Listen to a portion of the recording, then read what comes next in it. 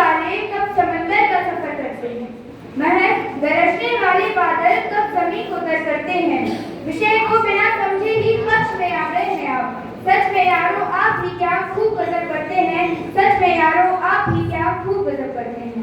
नमस्कार आदरणीय अध्यक्ष महोदय, सम्मानित मंच एवं श्रेष्ठ निर्णायक मंडल। मेरा बैच नंबर 17 है और मैं विषय क्या स्कूल स्तर पर अतिरिक्त शिक्षा को अनिवार्य करना चाहिए कि विपक्ष में अपने विचार लेकर सभा में उपस्थित हूँ। माननीय शुरुआत में एक प्रश्न के साथ करना चाहूंगी कि क्या वर्णमाला सीखे बिना मैं कविता या कहानी पढ़ सकती हूँ? नहीं, बिल्कुल नहीं, क्योंकि किसी भी विषय को समझने से पहले उसके मूल आधार को समझना पड़ता है। अंतरिक्ष शिक्षा के मूल आधार खगोल विज्ञान, भौतिकी और गणित के सिद्धांत जैसे quantum mechanics, thermodynamics, calculus, trigonometry, algebra आदि हैं, जो अपनी जटिलता के अनुसार सीनियर सेकेंडरी कक्षाओं में स्टेम विषयों में एकीकृत करके हमें पढ़ाए जाते हैं। वहीं इनका अधिक जटिल रूप हम विश्वविद्यालयों में एरोस्पेस इंजीनियरिंग जैसी डिग्री में सीखते हैं। कहने का अर्थ है कि जिस विषय की मूल आधार ही हमें स्कूल स्तर पर सिखाए जाते हो, उसे किस कक्षा से अनिवार्य करने की बात मेरे विपक्षी साथी कर रहे हैं।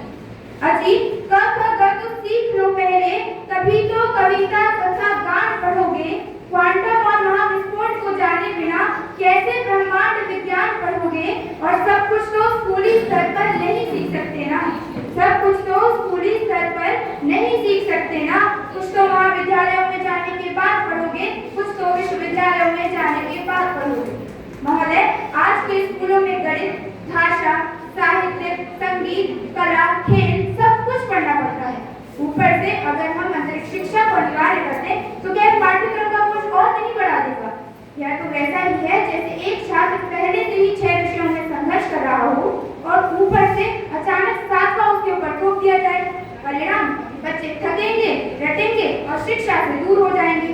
बात केवल विषय की जटिलता की भी नहीं है, क्योंकि मैं यह मानती हूँ कि प्रयोगी और व्यवहारिक परियोजनाओं से इसे सफल बनाया जा सकता है, परंतु इसके लिए उपयोगी संसाधन काफी महंगे हैं और साथ ही उपकरणों का इस्तेमाल जटिल जैसे टेलीस्कोप और इसके जानकार शिक्षकों का भी अभाव है। ऐसे में जहां आज भी भारत के 24,580 स्कूलों में पेयजल की सुविधा नहीं, 1,53,000 स्कूलों में कार्यशील बिजली नहीं और 1,60,000 यानी 44% स्कूलों में वर्षों से अनिवार्य विषय विज्ञान की प्रयोगशाला नहीं, वहाँ अंतरिक्ष शिक्षा जैसे नए विषय के लिए संसाधन कैसे उपलब्ध कराएंगे आप? जहाँ न बिजली, न पानी, न लैब की पहचान, वहाँ बच्चों से कहते हैं पढ़ो अंतरिक्ष का ज्ञान। उपलब्ध तो कराते नहीं आप कोई भी सामान, उपलब्ध तो कराते नहीं आप कोई भी सामान और दिखाते हैं ख्वाब जाओ छू लो आसमान, और दिखाते हैं ख्वाब जाओ छू लो आसमान। महोदय, जब तक सभी स्कूलों में जरूरी सुविधा और मजबूत नींव नहीं उपलब्ध कराई जाती, तब तक अंतरिक्ष शिक्षा जैसी नई राहें केवल सपना ही रहेगी। इसलिए मैं कहती हूँ कि पहले आधार फिर विस्तार। महोदय, ऐसा बिल्कुल भी नहीं है कि अब तक हमें अंतरिक्ष शिक्षा से वंचित रखा गया हो, क्योंकि खगोल विज्ञान की अवधारणाएं तो पहले से ही व्यापक विज्ञान पाठ्यक्रमों, विशेष रूप से भौतिकी और भूगोल में एकीकृत हैं, जिससे सभी छात्रों को अंतरिक्ष का सामान्य ज्ञान तो हो ही जाता है। वहीं अधिक रुचि रखने वाले छात्र विषय को गहराई से जान सकें, इसलिए हमें इसे एक वैकल्पिक विषय के रूप में छात्रों से परिचित कराना चाहिए, जिससे इच्छुक छात्र तो लाभान्वित होंगे और जो छात्र साहित्य, खेल, कला, सामाजिक सेवा में अपनी प्रतिभा दिखाना चाहते हैं, उन्हें भी पूरी आजादी और सम्मान मिले।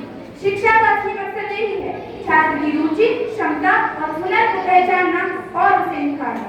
जब शिक्षा मजबूरी से नहीं बल्कि चाहत और जुनून से हो, तो सचमुच सभी बच्चे अपने क्षेत्र में चमकते हैं। इसीलिए मैं कहना चाहूंगी कि पढ़ाई का मतलब है सपनों को उड़ान देना, हर बच्चे को अपनी अलग पहचान देना। जबरदस्ती थोपेंगे यदि हर दिशा पर बोझ, तो दब जाएंगे सपने, टूट जाएंगी हथौड़। विकल्प बने आजादी, अनिवार्यता नहीं, विकल्प बने आजादी, अनिवार्यता नहीं, वही शिक्षा है सही जहाँ कोई दबाव नहीं, जहाँ कोई दबाव नहीं। अंत में वक्त की नजाकत को ध्यान में रखते हुए मैं इतना ही कहना चाहूंगी कि जब मानसिक स्तर से शिक्षा का स्तर मिलाएगी, जब सभी स्कूलों में सुविधाएं समान उपलब्ध कराएंगे, अवश्य ही छात्र विषय को उत्साह से अपनाएंगे, अवश्य ही छात्र विषय को उत्साह से अपनाएंगे, जो विकल्प के रूप में अंतरिक्ष शिक्षा को परिचित कराएंगे, जो विकल्प के रूप में